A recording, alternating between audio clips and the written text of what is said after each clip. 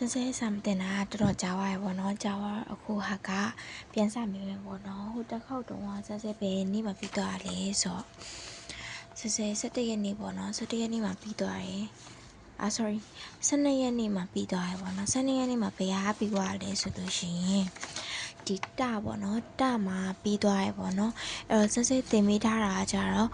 R E U A O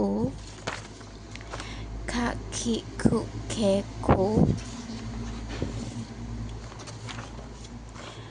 ဆရှိစုစေဆိုတာချီစတဲ့တူဆိုပြီးတော့ဒီပေါ့နော်အခါဆဆိုရဲဒီ line လေးပြီးသွားပြီပေါ့နော်အခါဆတ၄ line ပြီးသွားပြီပေါ့နော်အဲ့တော့ဆက်ဆက်ကျန်တာကြောင့်ဘယ်နှ line ကျန်လဲဆိုလို့ရှိရင်ဆက်ဆက်ဒီမှာတင်မိထားတာပေါ့နော်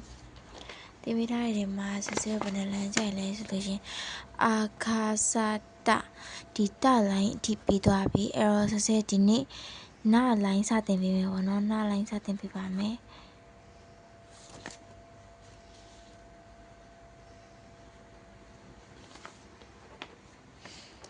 အဲ့တော့နား line စပါမယ်နား line မှာကြတော့ဘယ်လိုရေးလဲဆိုတာဆွဲချက်လေးကိုအရင်ဆုံးတင်ပေးမယ်ပေါ့နော်ဆွဲချက်ကသူကဆွဲချက်က၄ချက်ရှိရပါတော့ဒီဆွဲချက်၄ချက်မှာပထမဆုံးတစ်ချက်ကတော့ဒီဘက်ဘယ်ဘက်ကနေစပြီးတော့တစ်ချက်ဆွဲလိုက်ပါမယ်တစ်ချက်နော်ပြီးရင်တရေးပူပါတယ်တရေးတယ်လို့မျိုးပဲဆောင်းဆောင်းလေးတစ်ချက်ဆွဲပါမယ်ဆောင်းဆောင်းလေးတစ်ချက်ဆွဲလိုက်တယ်နော်ပြီးသွားလို့ရှိရင်ဆက်ဆက်ဒီလိုမျိုးလေးဆယ်မကအမှတ်ပင်အမားကိုဒီလိုချစ်တတ်ကြရဟုတ်ဒီလိုချစ်တဲ့အမားကိုဒီလိုချစ်ကြရလေအဲ့လိုမျိုးပဲဒီဘောင်လေးကြားထဲမှာအမားပုံစံမျိုးလေးချစ်ပြီးရောနောက်တစ်ချက်ကအစံလေးထည့်လိုက်ပါအဲ့ဒါကနာပါတိကျပြန်ဆွဲပြမယ်နော်တစ်ချက်နှစ်ချက်သုံးချက်လေးချက်ပြန်ဆွဲမယ်နော်ရလာပြီဆွဆွဲပေးမယ်နော်တစ်ချက်နှစ်ချက်သုံးချက်လေးချက်โอเคပြန်ဆွဲပြမယ်နော်တစ်ချက်နှစ်ချက်သုံးချက်လေးချက်အဲ့ဒါကနာပါဒါကဟီရာဂနာဖြစ်ပြီးတော့ဒါကsorry ရိုမာကြီးဖြစ်ပါတယ်ကဲဆိုနာပြီးသွားပြီပေါ့နော်နာပြီးသွားလို့ရှိရင်နာနီကိုဆွဲပြပါမယ်နီးရကြတော့ပထမအဦးဆုံးဒီလိုမျိုးလေးငှက်များချိတ်ပုံစံမျိုးလေးပေါ့နော်ချွန်းလေးတစ်ချက်နော်တစ်ချက်ပြီးရင်ခိုဆွဲဖို့ရဟုတ်ခိုဆွဲတဲ့လိုမျိုးလေးပဲဒီနီးရပြီးနားမှာဆွဲလိုက်ပါမယ်တစ်ချက်နှစ်ချက်သုံးချက်ဒါကနီးပါနီးရတော့ဆွဲချက်သုံးချက်ရှိရယ်တစ်ချက်နှစ်ချက်သုံးချက်တစ်ချက်နှစ်ချက်သုံးချက်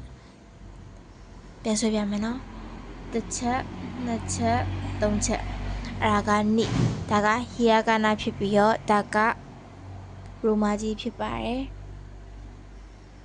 နောက်ပြီးတော့နုပေါ့နော်နုကကြတော့ဒီဆွဲချက်နှစ်ချက်ရှိပါတယ်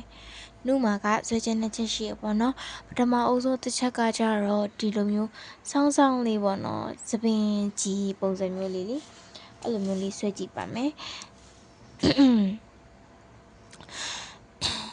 တစ်ချက်ဒီလိုဆန်းဆန်းလေးဆွဲထားရနော်ပြီးသွားလို့ရှိရင်ဆန်းဆဲရဒီမှာနှစ်ချက်ဆိုပြီးတော့တစ်ခါလေးဆွဲရပါမယ်အဲ့ဒါကတရားလိုက်ကြည့်ပြီးတော့အခုမှစလုံးမဲ့သူကတော့ဒီကနည်းနည်းခတ်လိုက်မယ်လို့ထင်တယ်ခတ်တာတော့မဟုတ်ဘူးနော်ခတ်တယ်လို့လည်းမပြောချင်ဘူးနော်ဒီဥစ္စာကအခုမှစဆွဲမဲ့သူတွေတော့ဆိုမျက်စိစိမ့်နေလိမ့်မယ်ပေါ့နော်ဘာဖြစ်လို့လဲဆိုတော့ဒီဆန်းဆဲရောကကျဆွဲနေကြဆိုတော့ဒီနုကအရင်လွယ်တယ်ကွာဒီလှလှလေးဆွဲလို့ရတယ်ဒါပေမဲ့အခုမှစဆွဲမဲ့သူတွေအတွက်ဆိုလို့ရှိရင်ခက်ခဲမဲ့လို့ထင်တယ်ပေါ့နော်အဲ့တော့ပြန်ဆွဲပြပါမယ်တစ်ချက်နှစ်ချက်โอเคနုရွလေးဆွဲရတဲ့ပုံစံမျိုးပဲနုอ่ะတစ်ချက်ဒီလိုအပွားနေဆွဲပြီးတော့ဒီလိုလေး white ပါတယ်ပြီးရင်ဒီလိုလေးလာပါတယ်အဲနုပါဒီချက်ပြန်ဆွဲပြမယ်နော်တဲလေးတစ်ချက်နှစ်ချက်โอเคဒါနုပါဒါနုလို့ခေါ်ပါတယ်အဲ့တော့ဒါကဟီရာဂနာဒါကခါတာခနာsorry ပါဒါကရိုမာကြီးပါအင်္ဂလိပ်အခရာအကောင်လုံးရိုမာကြီးပါเนาะဆက်စစ်တခြားသင်ပေးပါမယ် sorry ပါねなにぬねပေါ့နော်ねအခန်းရောက်ပြီဆိုလို့ရှိရင်ねမှာကဒီဒုတ်ချောင်းလေးတစ်ချောင်းဆွဲလိုက်ပါရိုးရှိရှိမယ်နော်ဘာမှမလို့ဒုတ်ချောင်းလေးတစ်ချောင်းဆွဲလိုက်မယ်ပေါ့နော်ဒုတ်ချောင်းဆွဲပွားရင်ဒီနားလေးကနေဒီလိုလေးသွားပြီးတော့ဒီလိုလေးလာပြီးတော့ဒီလိုတစ်တစ်လေးချပြီးတော့ဒီလိုလေးတော့ပါမယ်အဲ့ဒါနှုတ်ပါပြန်ဆွဲပြမယ်နော်တစ်ချက်နှစ်ချက်โอเคဆွဲတယ်လားမသိဘူးเนาะတစ်ချက်ပြန်ကြည့်ပေးနော်တစ်ချက်နှစ်ချက်ဒီလိုမျိုးလေးပေါ့နော်တစ်ချက်နှစ်ချက်ဆိုင်းထိုးလိုမျိုးပဲโอเคဆိုင်းထိုးလိုမျိုးပဲနှုတ်အဲ့လိုဆွဲထားရပါတော့ဆွဲချက်ကတော့နှစ်ချက်ပဲရှိတယ်ဒါပေမဲ့သူ့ရဲ့ဆွဲချက်မှာနောက်ပထမတစ်ချက်ကကြတော့တုတ်ချောင်းဒုတိယတစ်ချက်ကကြတော့နည်းနည်းဆွဲချက်ရှိတယ်ပေါ့နော်ဒီလိုမျိုးနေစီပြီးလားမသိဘူးစမ်းစစ်ပြပြပေးမယ်နော်တစ်ချက်ဒီလိုထိတ်တီးလေးလာပြီးရောအပေါ်ပြန်ထောင်တက်ပြီးရောအောက်ကိုတဲတဲပြန်ဆင်းပြီးရောဆန်ခတ်လေးထည့်လိုက်တာကနဲ့ပါဒါကနဲ့ဒါကဟီရာဂါနာဖြစ်ပြီးတော့ဒါကရိုမာကြီးပါကဲဆိုနာနီနုနဲ့ဆိုပြီးတော့ပြီးသွားပြီပေါ့နော်ပြီးလို့ရှိရင်နုဆိုတာလေးကြံတည်းရပေါ့နော်အဲ့ဒါကကြတော့ဆွဲချက်ကတစ်ချက်ပဲရှိပါတယ်ဆွဲချက်တစ်ချက်ပဲရှိတာကိုဘယ်လိုမျိုးဆွဲမလဲဆိုတော့အခရာလေးဆက်ဆက်ဒီမြန်မာစာမှာနံပါတ်8လေးဒီလိုလေးဆွဲတတ်တယ်ဟုတ်ဒါနံပါတ်8နော်9တို့10တို့6တို့အဲ့လိုမျိုးရှိရလေအဲ့တော့ဆက်ဆက်ဒီမှာ10ကိုဆွဲတတ်တယ်ဆိုလို့ရှိရင်ဒီနိုကဆွဲတတ်မှာပါ10ကိုမှအဆောင်ဆောင်လေးအကြည့်ဆွဲလိုက်တာပါပြမယ်နော်တစ်ချက်ပဲဒါနိုတစ်ချက်နိုတစ်ချက်နိုတစ်ချက်နိုပေါ့နော်အဲ့လိုမျိုးဆွဲလိုက်တာပေါ့နော်နံပါတ်8လိုမျိုးပဲပေါ့နော်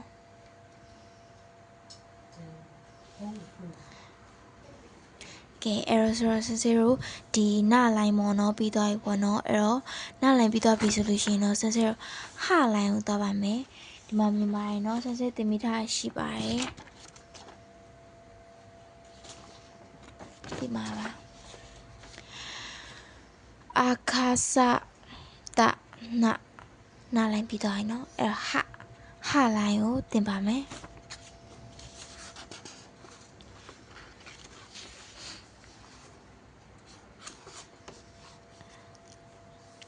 ဟာလိုက်ရကြတော့ဆန်းဆဲတို့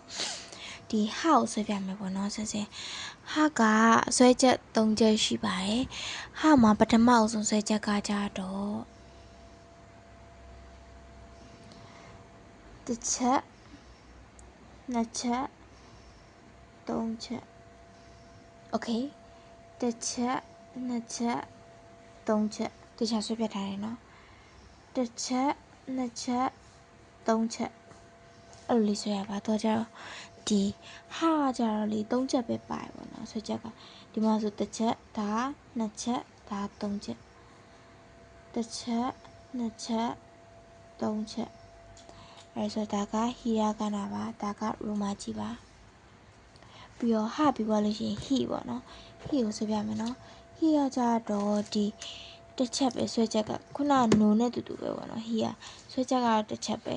ဘယ်လိုဆွဲလဲဆိုတော့တစ်ချက်ကြည့်ပြီနော်ဒီလိုတစ်ချက်လာတယ်ပြီးရင်ဒီလိုမျိုးလေးအဝိုက်လေးလာပြီးတော့အောက်ကိုပြန်ဆွဲလိုက်ပါတယ်အဲ့ဒါဟီပါတော့ကြကျွဲကောင်းပုံစံမျိုးလေးပေါ့နော်ကျွဲကောင်းပုံစံမျိုးလေးဒါပေမဲ့ဟီဆိုပြီးတော့တစ်ချက်အရင်လာတယ်သူကကြဆွဲရလေတစ်ချက်ဘာမှသူ့ပုံစံကရိုးရှင်းလေးပဲဒီခုနကတော့ဆွဲပြထားတဲ့နိုနဲ့တူတူပဲပေါ့နော်ဒါပေမဲ့တစ်ချက်တည်းဆိုတော့ဆွဲချက်တစ်ချက်ပဲဆိုတော့တူတာပြပါဆွဲပုံဆွဲနေရမတူပါအဲ့တော့တစ်ချက်ဒီလိုအောက်ကနေလာပြီးအပေါ်ဆွဲတယ်ပြီးရင်ဒီမှာပါစားပုံစံလေးဆွဲပြီးတော့အောက်ကိုပြန်ဆွဲလိုက်ပါအဲ့ဒါဟီပါဒါကဟီရာဂါနာဖြစ်ပြီးဒါကရိုမာကြီးပါ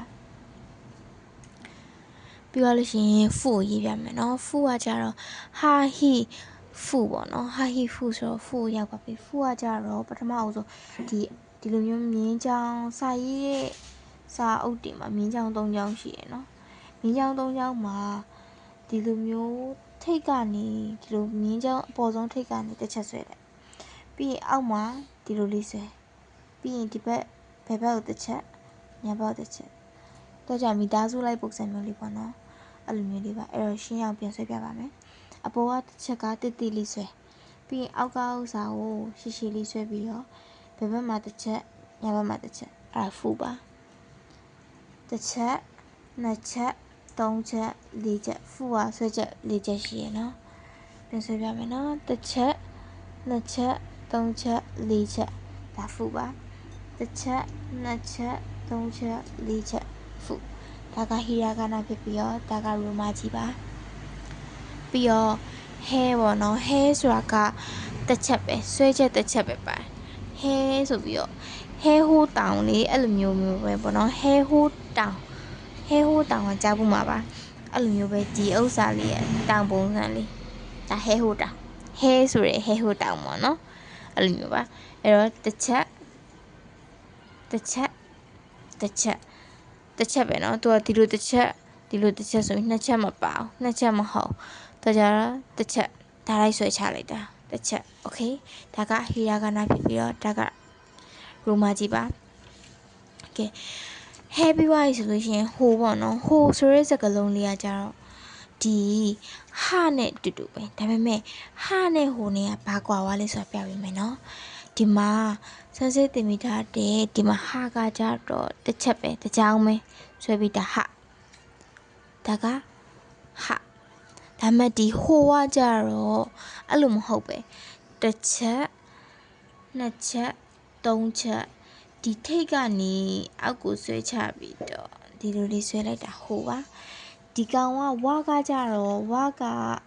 sorry ဟာကြတော့ဒီလိုမျိုးထိတ်ကိုဖြတ်လိုက်တယ်ဒါဟာဒီဟိုကကြတော့နှစ်ချောင်းမှာဒီအပေါ်ဆုံးတစ်ချောင်းလေးကိုထိအောင်ပဲထိပြီးမကြော်အောင်အဲ့ဒါဟိုပါဒါကဟီရာဂနာဖြစ်ပြီးတော့ဒါကရိုမာကြီးပါ